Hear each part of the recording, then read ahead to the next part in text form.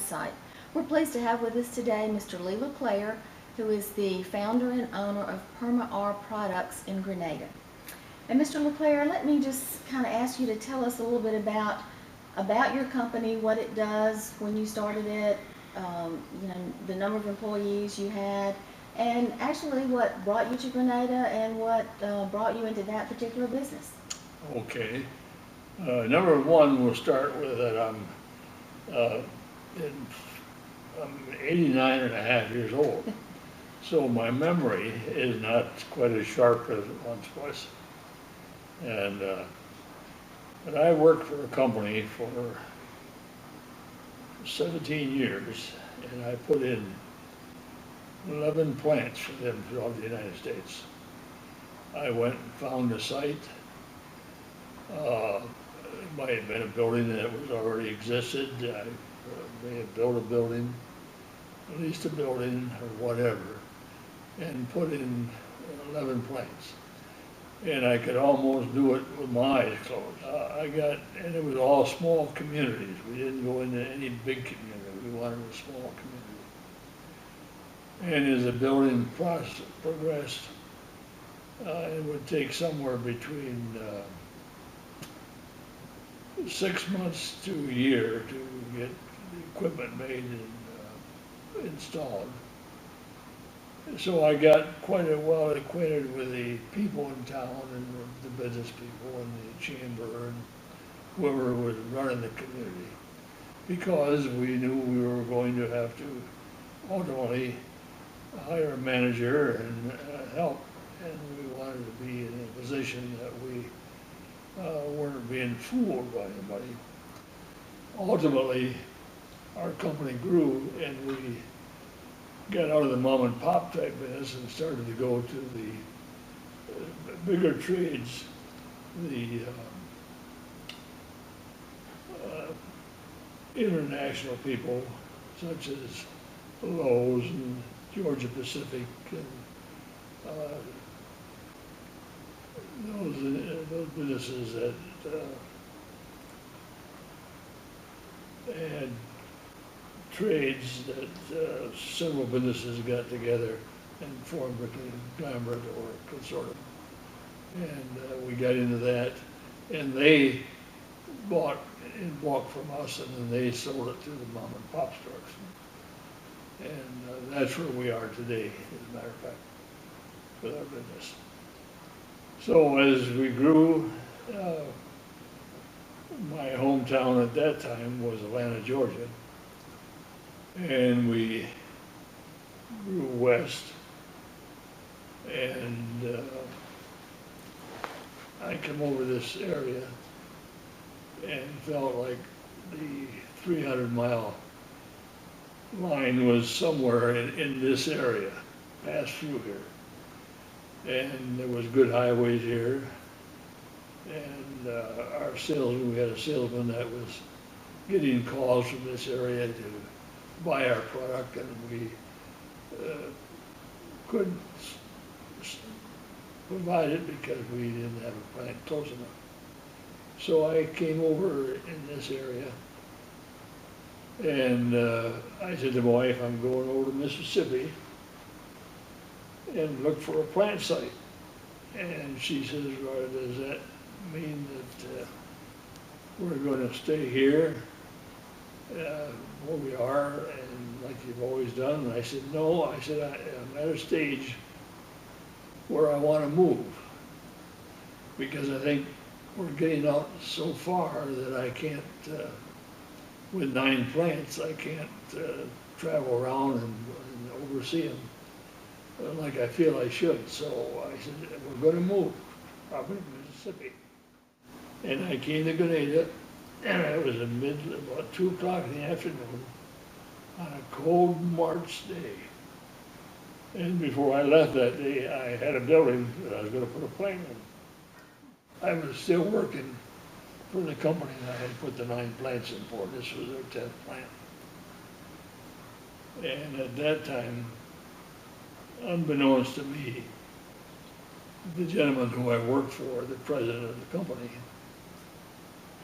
was making some deals, and he was gonna sell the company or enlarge it and sell part of it to another consortium that was in that foil business. And he wanted me to then be I forgot what the title would be, but it was to run all the company, including this company that was located in Illinois, in Iowa, had plants in Iowa.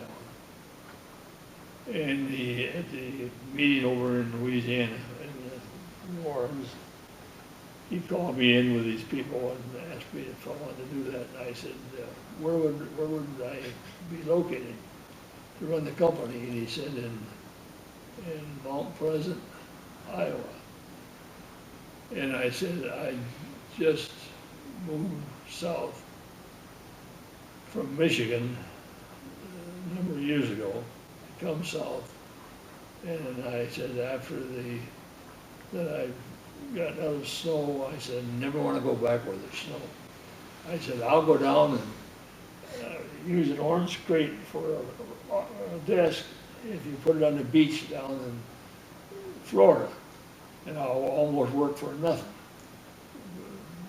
rather than go up in snow and so I sealed my fate with that company by making that remark.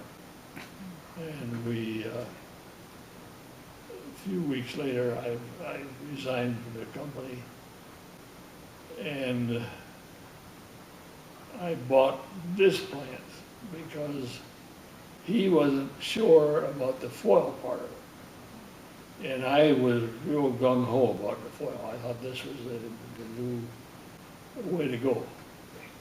Great. So you have had a long, circuitous route here, and obviously you've been very keen about what would be successful in business. So what attribute do you think you have that makes you a successful entrepreneur? Because obviously you are very successful in your business. Well, I guess number one, the word that I used more in my life was perseverance. Almost everything I do, I've had to kind of do the hard way because I didn't have a lot of money to go out and buy this and that and the other thing and have people do things for me. I had to do it myself. And I were in bed at night, and then I'd say, Lee, you need to persevere. If you can just hang in there long enough, you win. And that's been the one word in my life that I use and still use it. And being that I was in the Michigan State Police for a number of years, I learned about how to handle people and discipline. And discipline is as important to me as perseverance. And I had 7 children, and they've all turned out wonderfully well because I was a disciplinarian. And I still say the world would turn around tomorrow if everybody would practice a little discipline. And so that's really what moved me. Well, the story of how you came to Grenada, in that story you talked, there were several challenges that you had to overcome to get to your end goal. But once you were here, is there one situation that was a challenge to you in order to keep your business going and growing? Well, yes, it was. And my first salesman lived in Lafayette, Louisiana. And he was sold insulation for W.R. Grace and Company, which at that time was the largest insulation company in the world. And their product was different than ours. Ours is polystyrene. Theirs was formiculite. And, but I knew that he sold for them, and I knew he lives here in this area somewhere. So I got in touch with him. I called him one afternoon. And we had a meeting down in New Orleans again, at one of the motels down there. And asked him if he'd like to work for me, and he could almost name his price and do what he wanted. He'd be my first salesman and sales manager. And he took me up on it, and it was the best move that I made. It was the reason for my success. Here was a top salesman who had been selling insulation to the world and knew what he was doing. And he had me as a party running the business, who was a disciplinarian and had a lot of perseverance. And together we made a wonderful team. And that was the success of my business. Well, and along that line, the last question that we have for you is, what is your definition of success? How do you define that you are a success with your company? Well, success covers a lot of territory, and it's different with different people. Success to you, it may be totally different than what I call success. Number one, in business, to be successful, you have to be able to make a profit. And because you're dealing with people who've been in that business for a long time, large companies like Harco Chemical, BASF, and so on, they're the kind of people who you have to pay your bills or you'll be out of business tomorrow. And so success to me is being able at the end of the month to have made a good product,